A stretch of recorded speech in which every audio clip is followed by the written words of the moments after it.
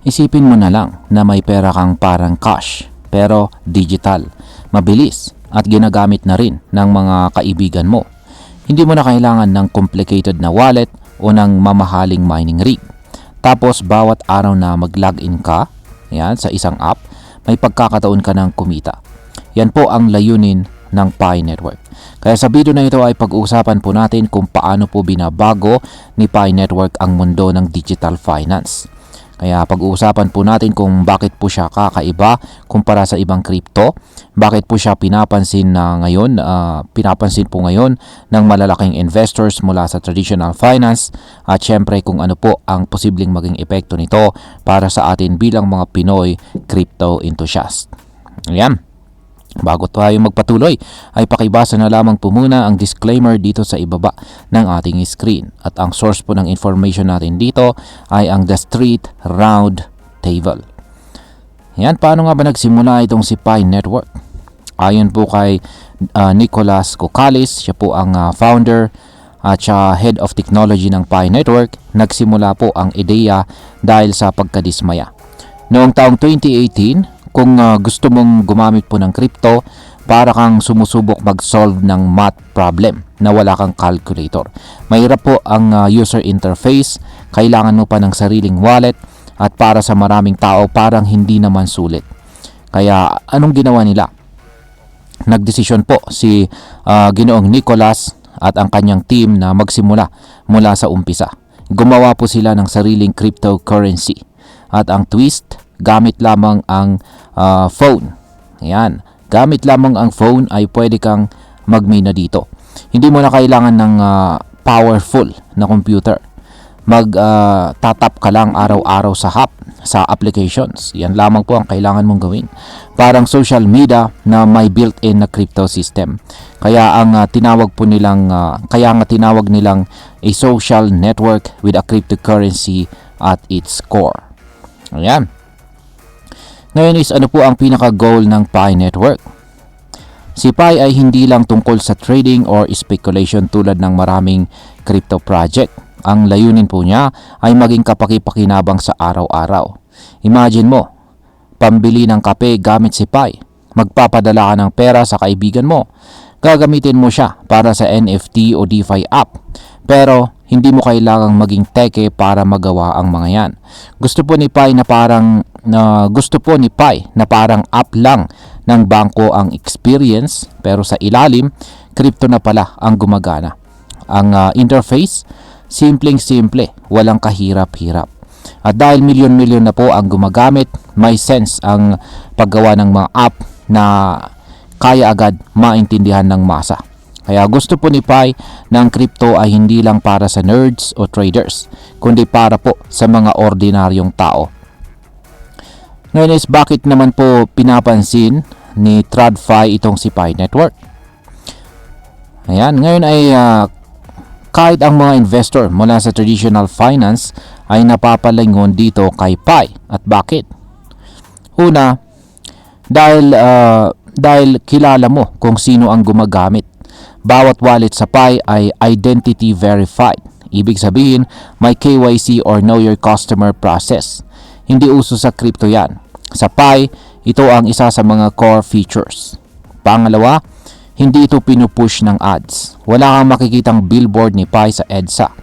Pero milyon-milyon na ang gumagamit. At bakit? Simple lamang po yan, referral.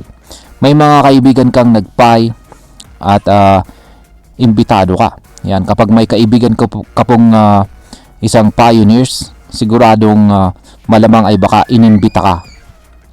Tapos tutulungan ka pa niyang mag-set up. Ayon po kay Ginoong Nicholas, dahil dito nababawasan ang takot ng mga bagong users. Mas madali po nilang tanggapin ang technology. Ngayon ay sino-sino naman po ang gumagamit kay Pi?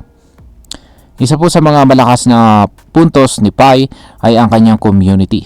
Mahigit 60 million na ang kasalukuyang gumagamit at diverse ang grupo. May mga crypto veterans, may mga newbies na ngayon lang nakarinig ng wallet, may estudyante, may guro, may tricycle driver, lahat sila parte ng isang network. Dahil dito, maraming developers ang nagsisimula na rin gumawa ng apps para kay Pi. Kasi nga malaki ang market. Hindi ito tulad ng ibang blockchain projects na puro hype pero konti lang ang tunay na gumagamit. Ngayon is ano po ang ginagawa ng Pi Network Ventures? Hindi lang tech platform si Pi, may sarili din itong venture capital arm at yan po ang tinatawag na Pi Network Ventures.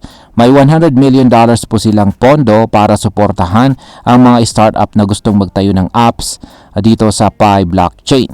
Pero hindi lang pera ang ibinibigay nila. Ang mga startup na ito, binibigyan po ng access sa milyong-milyong users ng Pi. Isipin mo, may negosyo ka, tapos agad-agad may milyon kang potential customers. Kaya jackpot, di po ba? Sa ganitong paraan ay lumalakas lalo ang ecosystem ni Pi. Hindi lang siya coin, kundi buong community na may active users sa tunay na buhay. Ngayon is ano po ang plano ni Pi sa hinaharap? Ayaw po ni Pi na maging susunod na meme coin.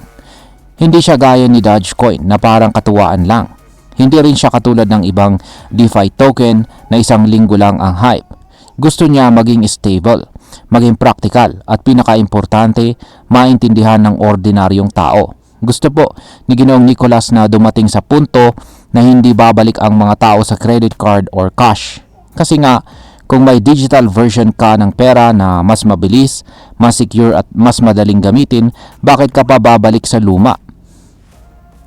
At ayan, ngayon ay pag-usapan na po natin ang posibleng maging epekto nito para sa atin bilang mga Pinoy crypto traders at investors ni Pi Network.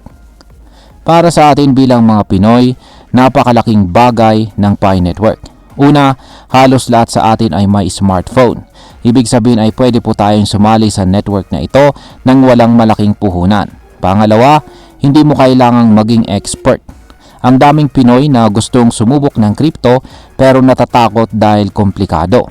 Si Pi, binibigyan tayo ng oportunidad na matuto at kumita sa paraang kaya nating intindihin. At pangatlo, habang lumalaki po ang ecosystem ni Pi, mas dumarami ang posibilidad na pwede natin itong magamit sa pang-araw-araw na transaction.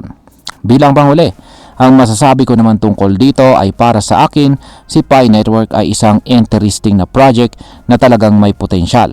Hindi lamang po siya hype, may tunay po siyang layunin kung saan ay gawing accessible ang crypto sa lahat. O marami pang kailangang patunayan si Pi at hindi natin masasabi kung kailan po siya magiging fully usable para sa lahat. Yan, para po sa lahat. Pero kung pagbabasihan natin ay ang 60 million users, ang $100 million investment fund at ang matibay na leadership ni Ginoong Nicolas Cucales, may rason para umasa. Hindi man siya mabilis tulad ng ibang tokens, pero mukhang matatag at pangmatagalan itong si Pi. At kung tama po ang kanyang direksyon, baka dumating ang panahon na si Pi na nga ang maging digital cash ng masa. At ayan, hanggang dito na lamang po tayo sa video na ito mga ka-crypto. Marami pong salamat sa panonood. Ingat po tayo lagi at God bless po sa ating lahat.